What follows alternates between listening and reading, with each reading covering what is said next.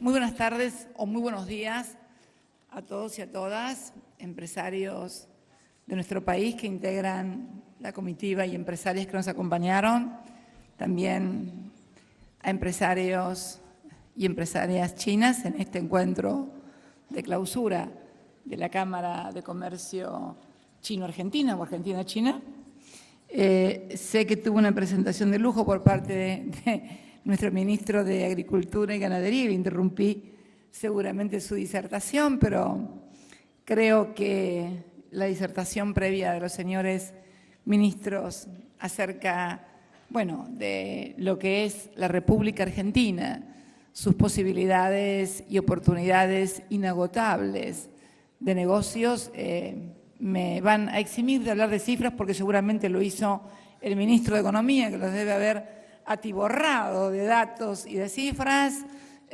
también el señor ministro de Infraestructura, que seguramente debe haber hecho una exposición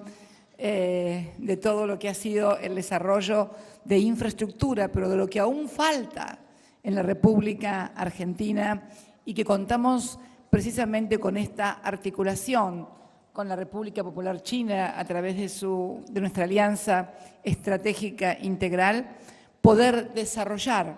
lo que todavía nos falta de infraestructura para mejorar nuestra competitividad, nuestra logística y hacer aún más complementaria nuestra relación con la República Popular China. Déjenme decirles que para mí es un inmenso gusto y placer retribuir la visita a nuestro país del presidente Xi Jinping, que tuviera lugar el año pasado. Y la verdad que estaba sumamente interesada en venir ya por tercera vez a la República Popular China. La primera, acompañando al presidente Kirchner, quien fue el que adoptó la decisión de formular con este gigante asiático una alianza estratégica. Luego tuve una visita ya como presidenta de la República en el año 2010, durante mi primer mandato, y esta es la segunda visita durante mi segundo mandato. Con una diferencia cualitativa y de jerarquización respecto de lo que son las relaciones chino-argentinas, junto al presidente Xi Jinping, con motivo de la visita que les comentaba realizar a nuestro país durante el año pasado, decidimos que aquella alianza estratégica que Néstor Kirchner, el entonces presidente de China, Hu Jintao, habían decidido en el año 2004, que también retribuyó en ese entonces el presidente con una visita a nuestro país, diera un salto cualitativo y se transformara precisamente en alianza estratégica integral. El aditamento de la palabra integral no es una cuestión de títulos únicamente, sino fundamentalmente de profundización de las políticas de articulación, de inversión y de cooperación entre ambos países, que se han traducido y se van a seguir traduciendo cada día más en una creciente vinculación entre China y Argentina, que va a exceder el mero marco comercial, porque en realidad hasta ahora había habido simplemente, o no tan simplemente, un intercambio comercial. Pero ahora estamos dando el salto cualitativo a obras de infraestructura de muchísima envergadura, como por ejemplo las represas Zeppernich y Kirchner, que van a dar comienzo al inicio de obra en el día de la fecha, luego de la cena que vamos a mantener con el presidente esta noche. También en avanzar en las políticas de cooperación en materia nuclear, en materia espacial, sino que también debemos dar un salto que tenga que ver con la modificación del mapa geopolítico a nivel global. Ayer, en una reunión excelente que mantuvimos con los principales CEOs de las principales empresas chinas, uno de ellos, si mal no recuerdo, el titular del Banco de Comercio e Industria, así fue, ministro, ¿no?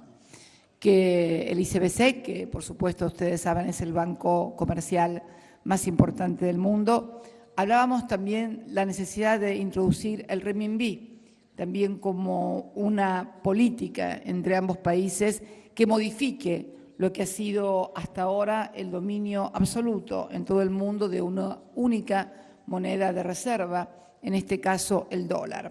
Esto tiene mucho sentido en la vinculación que tenemos ambos países, tiene vinculación en lo comercial, tiene vinculación en infraestructura, tiene vinculación en lo financiero y monetario y fundamentalmente tiene una vinculación en la política, porque como lo señalé ayer ante los empresarios, tanto en China como en Argentina concebimos a las decisiones políticas como las precedentes de las decisiones económicas, porque sabemos que no hay decisiones económicas desprovistas de decisiones políticas en lo que hace a los intereses de un país y a la representación de los legítimos intereses de sus habitantes. Por eso la numerosa delegación de empresarios argentinos, pequeños, medianos y grandes que nos acompañan, grandes porque grandes empresas de construcción o grandes laboratorios tienen asociaciones a través de joint ventures o asociaciones directas con empresas chinas para la producción, porque ahora tenemos que dar el otro salto. El salto ya no tiene que ser de intercambiar productos manufacturados en Argentina, normalmente más materia prima, o productos manufacturados en Argentina, sino articular entre ambos países producción conjunta, en Argentina y en China. Ayer un importante titular de una empresa, de un laboratorio de origen chino, que ya tiene una asociación con dos importantes laboratorios de nuestro país, nos hablaba de la necesidad, por ejemplo, de articular también políticas con las autoridades sanitarias y agrícolas de China para lograr invertir más y lograr tener vacunas, por ejemplo, contra la aftosa que den respuesta a las nuevas cepas que han aparecido. Como ustedes verán entonces, lo que comenzó siendo hace mucho tiempo un mero intercambio comercial ha ido mutando y ha ido mutando en forma absolutamente favorable para ambos países en una asociación que por eso calificamos y elevamos en jerarquización en llamarla integral. También es muy importante el desarrollo que hemos tenido también en materia turística. Nos acompaña el ministro de Turismo en este momento. Argentina es uno de los países elegidos por la República Popular China como destino turístico y estamos recibiendo cada vez mayor cantidad de turistas de ese origen. La diversidad de nuestro país en climas, en paisajes, en fin, ofrece una oferta más que atractiva para todo lo que hace al intercambio turístico. Entonces, creo que la superación de la visión que se tenía de Argentina como país proveedor únicamente de materias primas con escaso valor agregado y por otra parte la visión que teníamos desde la Argentina de un país productor únicamente de manufacturas ha dado ese salto cualitativo. Por ejemplo, no quiero adelantar porque no corresponde, pero en el día de la fecha seguramente vamos a firmar entre los 15 convenios, creo que son, ¿no? 15 convenios, uno de los más importantes que es en materia de cooperación nuclear, que va a permitir que la Argentina construya la cuarta y quinta también, ¿puedo decir? ¿La puedo decir ya, ministro? No quiero adelantar porque me dice, hubo problemas y no se... No, cuarta y quinta centrales nucleares. Esto va a significar que hemos dado, ustedes saben que la Argentina es un país con un gran desarrollo científico en materia nuclear, que fue relanzado por el presidente Kirchner en el año 2004, cuando el rol de uno de los países más importantes en materia nuclear que tenía la Argentina había sido dejado de lado y decidimos revitalizar la Comisión Nacional de Energía Atómica y también lanzar un plan integral a mediano y largo plazo de ampliar ese desarrollo nuclear. Cuando Kirchner llegó al gobierno en el año 2004, la tercera central nuclear, Atucha 2, la primera la había inaugurado el presidente Perón y la segunda estaba absolutamente paralizada en su obra y el presidente tomó la decisión de relanzar su construcción y bueno, hoy Atucha 2, que luego fue rebautizada como presidente Kirchner y Atucha 1 como presidente Perón, por haber sido los dos presidentes que más han impulsado el desarrollo nuclear de la República Argentina, algo indiscutible. Hoy está integrando ya sus más de 700 megavatios en un 95% al sistema eléctrico o al sistema energético nacional. Una de las claves también en esta nueva asociación estratégica es precisamente la diversificación de nuestra matriz energética. Por eso tiene tanta importancia la asociación con empresas chinas en materia de construcción, como por ejemplo es el caso de las represas en materia de generación hidroeléctrica y también con la tecnología nuclear china. También quiero decirle a todos los empresarios argentinos que se queden muy tranquilos porque seguimos defendiendo el trabajo argentino y la participación del empresariado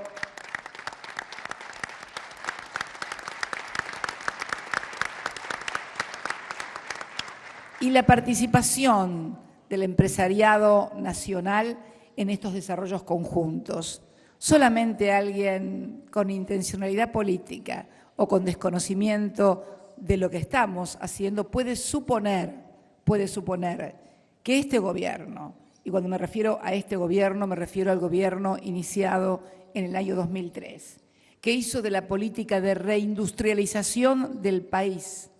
una política pública de Estado, que hizo de la generación de empleo y el consumo que esto genera también otro de los pilares del desarrollo y del crecimiento, que hizo de la repatriación de científicos argentinos que por falta de oportunidades se habían ido al exterior, que creó el Ministerio de Ciencia y Tecnología, puede resignar estas cosas. Y no las resigna por una razón muy sencilla, porque no lo va a hacer por convicción, pero además, ¿saben qué? Porque tampoco nadie nos está demandando desde la República Popular China que resignemos nuestras fuentes de trabajo ni que resignemos a nuestro empresariado. Al contrario, los empresarios chinos, como son empresarios contemporáneos, modernos e inteligentes, saben que la asociación estratégica pasa precisamente por no ya convertir a los otros en clientes, sino en socios a partir de la complementariedad de nuestras economías. Así que mucha tranquilidad, porque además yo no creo que ninguno de los cientos de empresarios argentinos que me han acompañado vengan con la idea de resignar sus empresas o de perder a sus trabajadores. Al contrario, tienen una cabeza lo suficientemente abierta como para saber que venimos aquí en una misión muy importante ante la primera economía del mundo, por mercado, por consumo, por habitantes, por producción, en fin, por muchas cosas. Y además, si alguna vez también los PBI comienzan a medirse por alguna otra moneda que no sea el dólar, también podríamos decir que también por PBI estaríamos ante la economía más grande del mundo. Pero ustedes ya saben cómo son las políticas monetarias, ustedes ya saben cómo es la moneda de reserva y cómo se miden con aquellos países que son los que tienen la maquinita de emitir lo que se ha considerado hasta ahora la moneda mundial. El gran desafío que tenemos los países emergentes, los pequeños emergentes, como podremos ser la Argentina, pequeños porque demográficamente somos 40 millones, porque además no hemos tenido como han tenido ustedes la suerte de una dirigencia que desde Mao en el 49 hasta la fecha han pensado en un crecimiento permanente del país a través de un modelo propio de desarrollo, de crecimiento y de incorporación creciente de su población, y que hoy se quiere presentar como milagro. No hay ningún milagro en lo que pasa en la República Popular China. Lo que hay es una perseverancia en las políticas de crecimiento y desarrollo a través de modelo propio, sin sugerencias externas, confiando en su propia fuerza, confiando en su empresariado, confiando en su población y fundamentalmente confiando en las posibilidades de desarrollar un país con autonomía económica razonable y fundamentalmente con soberanía política. Nosotros no hemos tenido la inmensa suerte de tener una política continua en materia de desarrollo científico, en materia de industrialización. Nuestro país, en la década de los años 50, no estoy hablando hace 4 o 5 siglos, porque además no somos un país milenario como ustedes, pero hace apenas en el siglo pasado, en el siglo XX, mitades del siglo XX, la Argentina producía trenes, locomotoras, producía aviones, producía autos, había generado tecnología. Luego políticas que no vienen al caso y que hacen a la política interna, que no tengo por qué venir a desarrollar aquí frente a todos ustedes, tuvo un retroceso. Porque además ese lugar que ocupábamos en aquel momento, en los años 50, era el de un crecimiento y un desarrollo con un altísimo grado de inclusión social y una generación de trabajadores con alto grado de calificación. Por ejemplo, nuestros trabajadores ferroviarios de Materfer, que se ubicaban fundamentalmente en la provincia de Córdoba, o de aviones, también ubicados en Córdoba, tenían una altísima calificación, como también todo nuestro sector automotriz. Todo eso, el creciente proceso de desindustrialización que se produce paulatina, pero inexorablemente a partir de 1956, finalmente termina con la eclosión del año 2001. Una de las metas que se puso el gobierno del presidente Kirchner fue precisamente volver a reindustrializar el país. Por eso para nosotros es muy importante el ejemplo político y económico de China, de que estas políticas no son políticas de un gobierno o de un presidente, son políticas públicas de un país. Y yo aspiro realmente que las políticas que hemos llevado adelante sean consideradas políticas públicas y se sigan llevando adelante, sea quien gobierne la Argentina, precisamente tomando el ejemplo de este país, que se ha convertido en grande precisamente por tener políticas de Estado. Nosotros también queremos decirle a todos los empresarios que hoy nos acompañan. Sé que hay muchos empresarios y empresarias argentinas que han venido con mucha anterioridad, en días, a nuestra llegada, tanto por lo menos la llegada de los principales funcionarios, principales por jerarquía, no porque los otros funcionarios sean menores, sino simplemente, bueno, porque hay un orden jerárquico. Pero sabemos que hay muchos empresarios que han venido porque saben que es un lugar en el cual Argentina puede seguir creciendo y puede brindar muchas oportunidades. Ayer, cuando estábamos con los principales CEOs de las principales empresas, veíamos cómo se iban incorporando y cómo conocían. Les voy a contar algo. Me sorprendió, más que gratamente,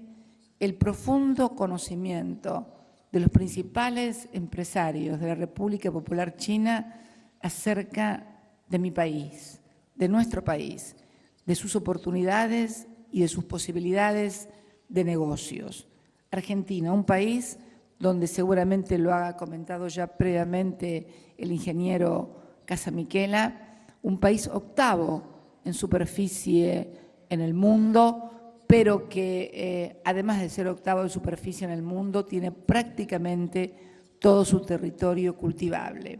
Un país que después de China es el segundo país con la frontera más extensa, más de 5.000 kilómetros entre la República Argentina y la República de Chile, con la cordillera de los Andes y con todo lo que ello implica en materia de posibilidades de inversión minera, de producción minera.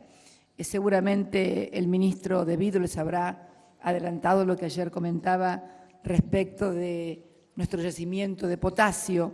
el más grande del mundo, y la importancia que este mineral tiene para todo el desarrollo de la agricultura, entre otras cosas. También que está ubicado en nuestra región, en la América del Sur, compartiéndolo con Chile y compartiéndolo con la hermana República de Bolivia, el yacimiento de litio más importante del mundo sobre el que ya hay explotación.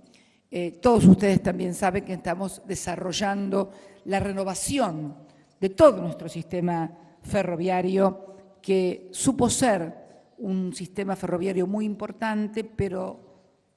construido de manera radial, todo confluyendo hacia el puerto. Y hoy estamos trabajando en un diseño diferente de interconectividad entre todo el país. También les habrá hablado el ministro de lo que hemos desarrollado en materia de fibra óptica, en materia de telecomunicaciones, en materia también de desarrollo de satélites. Somos el primer país de Latinoamérica en materia de producción de satélites, el único realmente que integra el club desde 10, 12,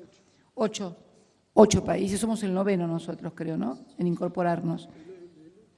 El último, en incorporarnos al país productor de satélites. Hemos puesto hace muy poco tiempo en órbita el ARSAT número 1, que es el primer satélite geoestacional en materia de telecomunicaciones, y ya estamos trabajando sobre el 2, que va a ser puesto ¿cuándo en órbita? Estimado en octubre, septiembre-octubre. Septiembre-octubre de este año, el segundo satélite también. Hemos hecho satélites como el Aquarium en acuerdo con la NASA, que hoy mide la salinidad de los océanos y su impacto en el clima global. Tenemos también producción nuclear. Hemos vendido reactores nucleares a Argelia, a Egipto, y les comentaba ayer a los empresarios, el último reactor nuclear lo vendimos a Australia en competencia directa con la industria nuclear francesa, que como ustedes saben es una de las más desarrolladas del mundo, y logramos ganar nosotros la puesta del reactor nuclear, que además fue diseño, ejecución, fue llave en mano, un reactor nuclear llave en mano que se colocó en Australia. Precisamente todas estas cosas son las que queremos compartir. También vamos a firmar hoy, van a firmar los ministros del área de la República Popular China y la Argentina, un importante acuerdo en materia espacial. Esto también es trabajo para los argentinos, científicos, técnicos argentinos y también empresarios argentinos. El desarrollo y la participación que vamos a tener en ambas nucleares, en ambas centrales nucleares, tanto la cuarta como la quinta, va a ser en la cuarta de un 50% de integración argentina y un 50% de integración china, y en la segunda, que tiene mayor grado de desarrollo tecnológico, porque es con enriquecimiento de uranio y agua liviana, ¿no es cierto? Y agua liviana va a ser de 70-30. Con lo cual, tenemos que tener en claro que esta asociación estratégica integral presupone eso: desarrollo de tecnología en forma conjunta, desarrollo de emprendimientos en tarea conjunta y asociación entre empresarios argentinos y empresarios chinos, que por otra parte es lo que manifestaban ayer distintos empresarios cuando hicieron su presentación cada uno de ellos, y las expectativas de inversión y de asociación que tenían en la Argentina y con sus pares argentinos. Por eso creo que, además, un país que la Argentina ha podido superar el estado prácticamente de rigor mortis, si se entiende, si hay algún médico aquí, que tenía en el año 2001, cuando se declaró el default más importante de deuda soberana de toda la historia de la República Argentina. La Argentina se caracterizó por ser un país con altísimo nivel de endeudamiento externo, a punto tal que llegó a deber el 160% de su PBI. Pero lo más grave de todo, que no era un endeudamiento producto, por ejemplo, de haber hecho importantísimas obras de infraestructura o haber generado inversiones en materia tecnológica, porque el endeudamiento para proyectos productivos no está mal. El problema es que era un endeudamiento de carácter estrictamente financiero que tuvo que ver fundamentalmente con endeudamiento que se hizo durante las dictaduras militares y también el endeudamiento durante toda la década de los 90 para mantener la ficción de la paridad de la moneda argentina con el dólar, la famosa política de la convertibilidad, donde se creó la ficción de que un dólar era exactamente igual a un peso. Yo no soy economista, ni lo quiero ser tampoco, pero acostumbro a medir el valor de una moneda por el tamaño de su economía, el peso específico de una moneda por el tamaño de su economía. Y bastaba ver únicamente el tamaño de la economía norteamericana, compararla con el tamaño de la economía argentina y advertir que la unidad monetaria que expresa a cada uno de los países jamás podía tener el mismo valor. Se mantuvo esta ficción de 10 años gracias a un feroz endeudamiento que finalmente implosionó en una de las crisis económicas e institucionales, tal vez yo digo la más severa que reconoce en toda su historia la República Argentina y que fue la del año 2001. Cuando Néstor Kirchner recibe el país, lo hace con una desocupación de 2 dígitos, prácticamente uno de cada 4 argentinos no tenía trabajo, debíamos el 160% de nuestro PBI, no teníamos acceso a ningún mercado de capital y estábamos en un proceso donde había sido completamente desindustrializado. Una de las claves del presidente fue, la primera, comenzar la reestructuración de la deuda soberana, haciéndolo con una premisa básica, que en el mundo capitalista, quien se ha endeudado tiene que hacer frente a esas deudas, pero también quien le ha prestado a tasas exorbitantes que no existían en ninguna parte del mundo. Yo quiero recordarles a ustedes que Argentina se endeudaba en dólares a tasas de 2 dígitos, del 15 y del 14%, se llegó a pagar hasta el 18%, se llegó a pagar en materia de endeudamiento y obviamente esto no tenía ningún tipo de sustentabilidad cuando en el mundo se estaban pagando por endeudamiento en moneda, en dólar, un 2%. Entonces, quien iba a prestarle a un país al 16%, al 17%, sabía que tenía un riesgo. La noción de riesgo es intrínseca, de riesgo empresario, es intrínseca a la noción de capitalismo, porque si no, no estamos ante un capitalismo. Entonces, la teoría y fundamentalmente la postura que adopta Argentina es que quienes habían prestado a tasas que sabían que era imposible de devolver, aceptaran parte del riesgo y compartieran junto con el deudor los costos de haberle prestado a un país que se sabía que no iba a poder devolver jamás lo que se le había prestado a ese nivel de tasas. Aún recuerdo su discurso inaugural en Naciones Unidas cuando dijo: déjennos crecer para poder pagar nuestras deudas, porque los muertos no pagan las deudas. Y tenía razón. Comenzó una reestructuración de deuda en el año 2005, que alcanzó el 76%, y luego, durante mi gestión, con una reapertura del canje, llegamos a un 92,4%. No me equivoco, ministro, ¿no? 92,4%. O sea, prácticamente el 100% acordó. Y desde allí en más, Argentina pagó regular toda su deuda, pero con una diferencia, sin acceso al mercado de capitales. O sea, no pagaba pidiendo prestado o haciendo revolving de su deuda. No, producto del crecimiento de la economía, basado en la reindustrialización, en la generación de puestos de trabajo, en el consumo y, obviamente, en abandonar esa paridad absurda del 1 a 1, permitió reconstruir la economía y la sociedad argentina y hacer frente al pago de la deuda. Además, también pagando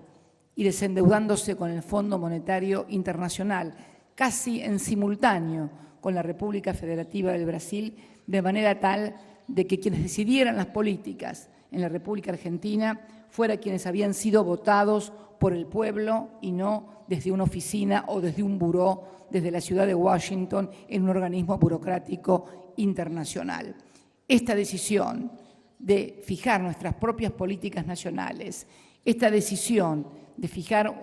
y de proyectar un modelo de crecimiento propio fue lo que nos permitió protagonizar no al gobierno, sino a los argentinos. Y cuando hablo de los argentinos hablo de sus empresarios, de sus científicos, de sus trabajadores, protagonizar el crecimiento económico, desarrollo económico más importante de sus 200 años de historia, porque además lo hizo con inclusión social. Yo sé que algunos mencionan, por ejemplo, que en el año 1900, o sea, en los primeros 100 años de vida, éramos la quinta economía del mundo.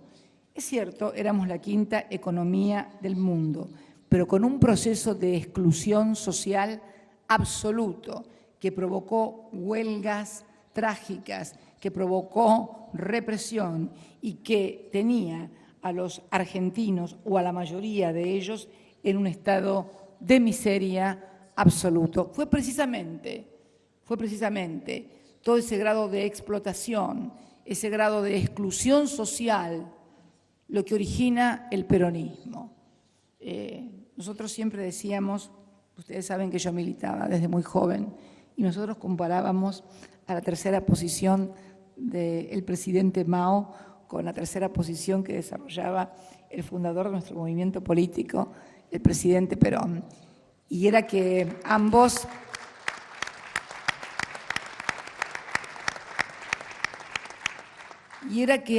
líderes habían surgido precisamente con posterioridad o casi coetáneamente con la finalización de la Segunda Guerra Mundial, cuando los aliados se reparten el mundo y comienza la denominada Guerra Fría, y precisamente, así como Mao postulaba un modelo chino propio que no tenía que ver ni con los de un lado, ni con el este, ni con el oeste, sino que era un modelo chino, también el presidente Perón propiciaba un modelo de capitalismo nacional, porque esto era lo que propiciaba el presidente Perón, un modelo de capitalismo nacional, un modelo propio. Por eso también hablamos de la tercera posición y por eso comprendemos tan bien cuando los responsables de conducir al pueblo chino hablan y reiteran una y otra vez que el modelo chino es un modelo de crecimiento propio, un modelo propio, diseñado por chinos y para los chinos, que no significa aislarse del mundo, sería absurdo en un mundo globalizado y absolutamente interdependiente pretender tener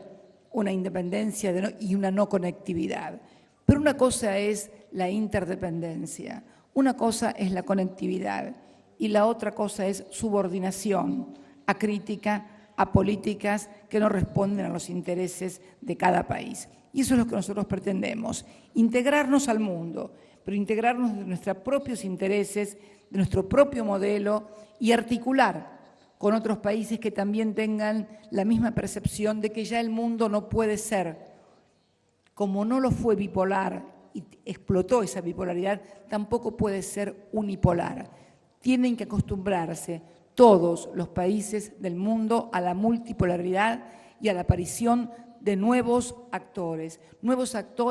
que están modificando el escenario nacional y en la cual nosotros también nos sentimos protagonistas de esta nueva etapa civilizatoria que va a exigir mucha comprensión por parte de todos. Por eso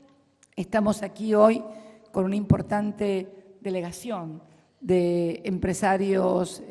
argentinos, junto con prácticamente las cabezas más importantes del gobierno en materia de las áreas específicas que nos tocan hoy celebrar los acuerdos para continuar